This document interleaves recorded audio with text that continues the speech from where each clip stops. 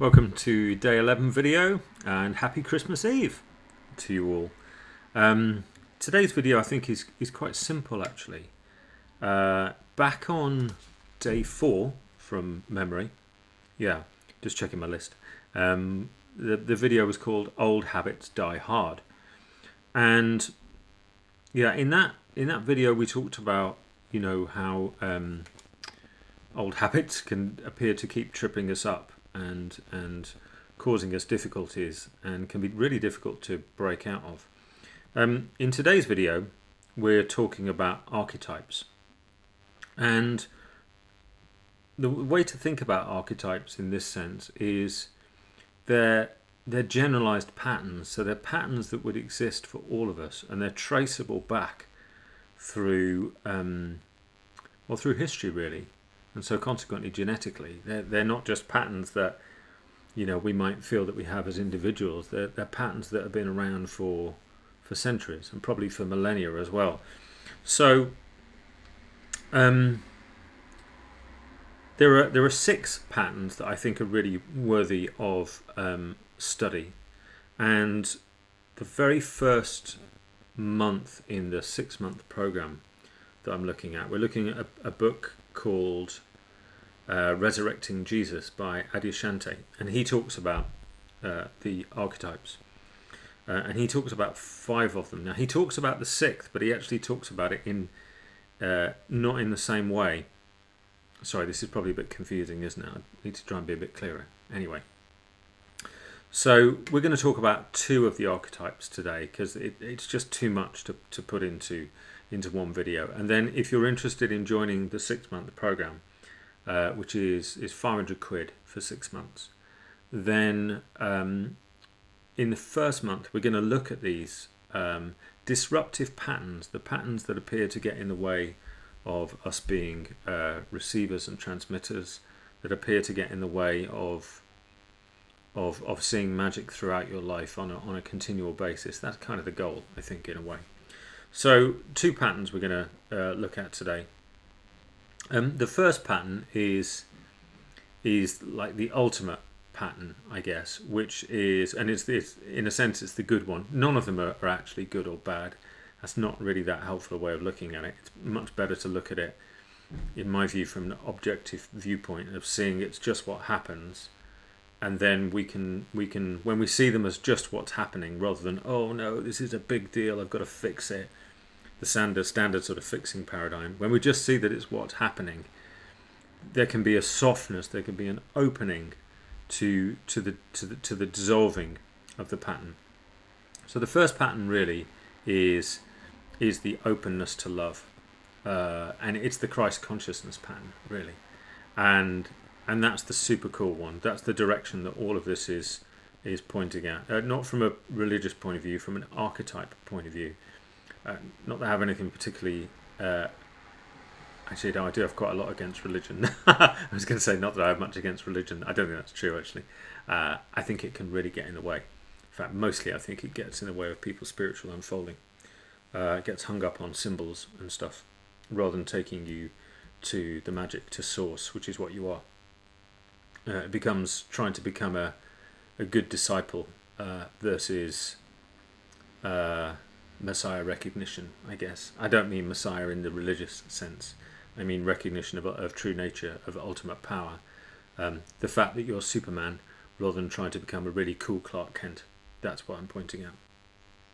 So that's the first archetype, is we're always pointing in the direction of us being the ultimate magic already. We're already that.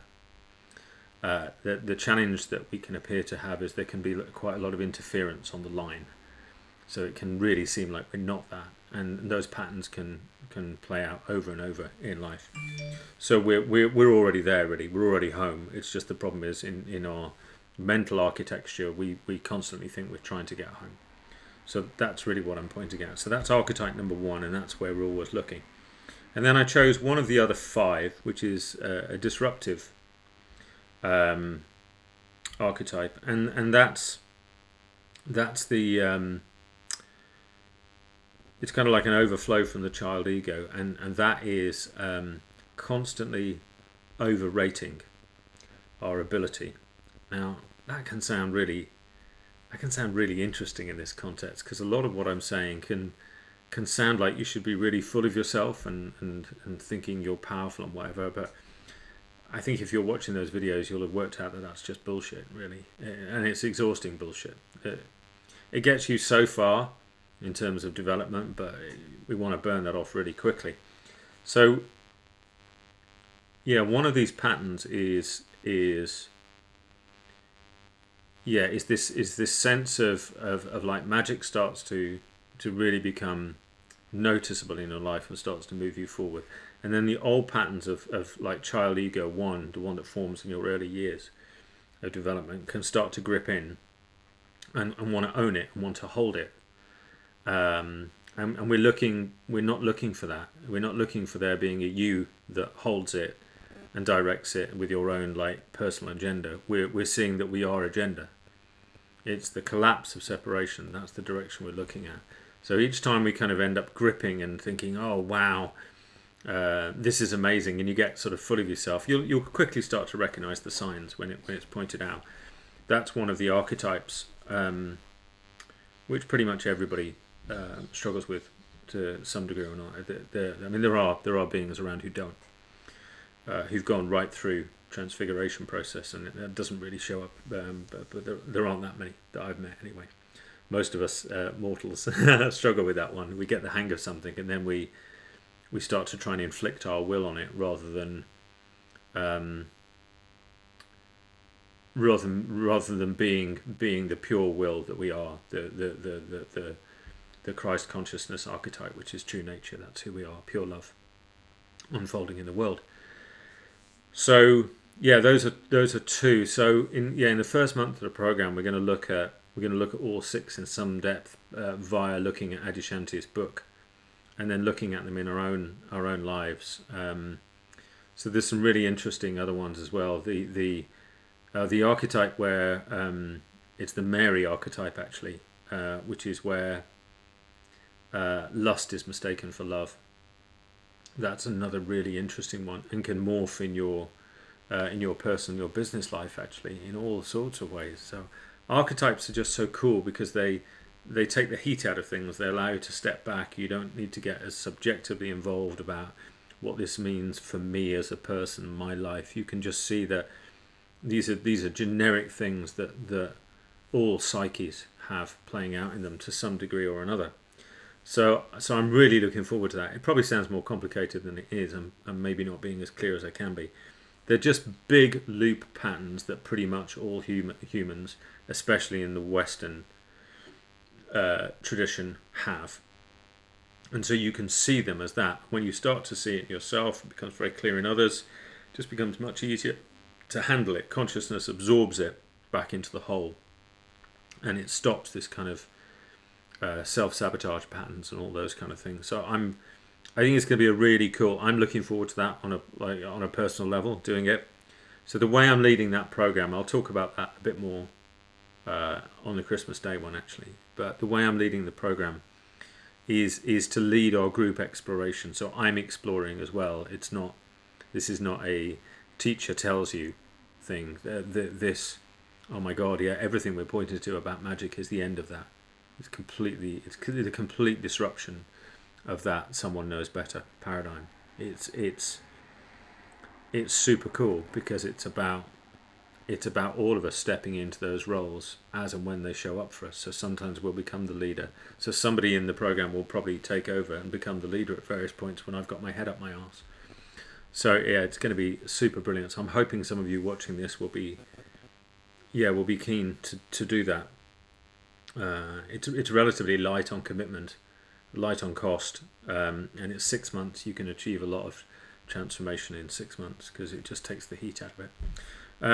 So there we go. Those are two of the archetypes and a bit of a hint of the third one, and then there's 3 more pulses and patterns to look at, which can be really disruptive in our lives, and you can get out of them. And as you get out of these, what you could think of as the demonic archetypes, then the pure light of who you are, the magic that you are, shines through ever more brightly, and you become more and more still, and the universe gravitates to stationary objects. It's quite incredible to study and play with. So that's the first month we're going to be looking at that, which is, archetypes are brilliant. Okay, so I hope you're having a good day. I'm going to record the last video now, which you'll see on Christmas Day, and I'll maybe talk a little bit more about the program there, although I've just talked quite a lot about it here, so I probably don't need to anymore.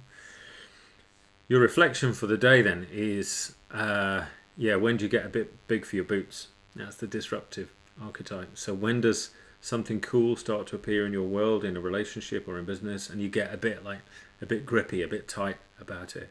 When does that happen? Can you recognize the signs? Is there enough space to lift your hands up and get back to being the flow that you actually are? That's a reflection today. All right, have a good rest of the evening, and excited to talk to you on Christmas Day.